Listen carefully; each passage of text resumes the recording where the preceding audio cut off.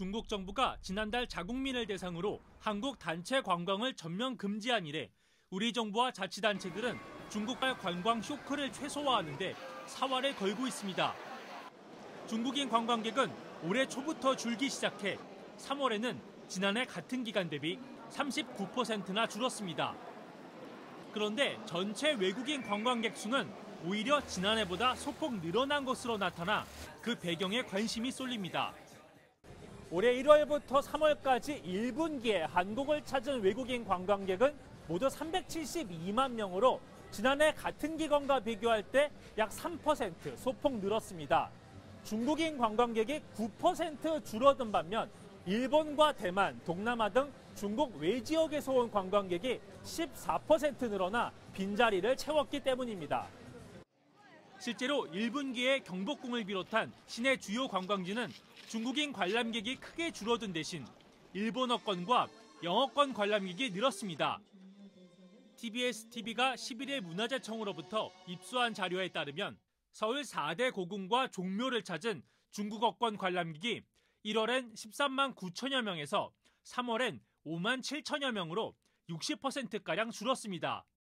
그런데 일본어권 관람객은 1월에 9,800여 명에서 3월엔 2만 4천여 명으로 2.5배 늘었고 영어권 관람객은 1월에 2만 9천여 명에서 3월엔 4만 9,700여 명으로 70% 늘었습니다.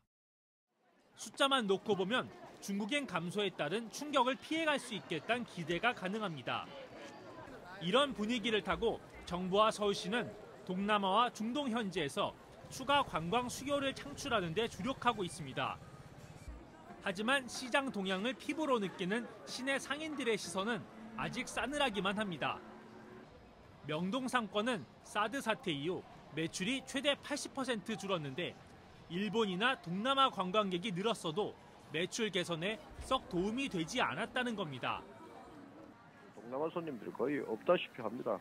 체감적으로 느끼지 못하고 있어요. 지금 당장에 동남아 손님들이 중국 사람 관광객 수요를 대체한다든가 이런 것은 아예 기대하고 있지 않습니다.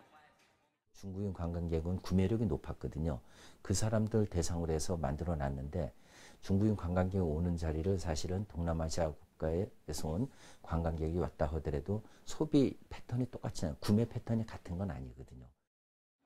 관광객을 유치할 때 사람 수보다 소비 능력을 고려하는 전략도 필요하다는 목소리인데 정부나 여행사 등 관련 업계는 아직 그럴 만한 여유가 없는 모습입니다. 관련 업체나 또 정부도 급하게 막 동남아 시장으로 달려가다 보니까 좋은 그 양질의 상품을 판매를 해야 되는데 저가 상품을 덤핑으로 파는 그런 우려도 좀 있습니다. 전문가들은 우리 관광업계가 저가 단체 관광에 의존하던 관성을 버리고 체질을 개선하는 데 시간이 필요하다고 지적합니다. 한편으론 한국과 일본, 한국과 중국을 연계하는 식의 새로운 상품 개발에도 나서야 한다고 조언합니다. TBS 이강훈입니다.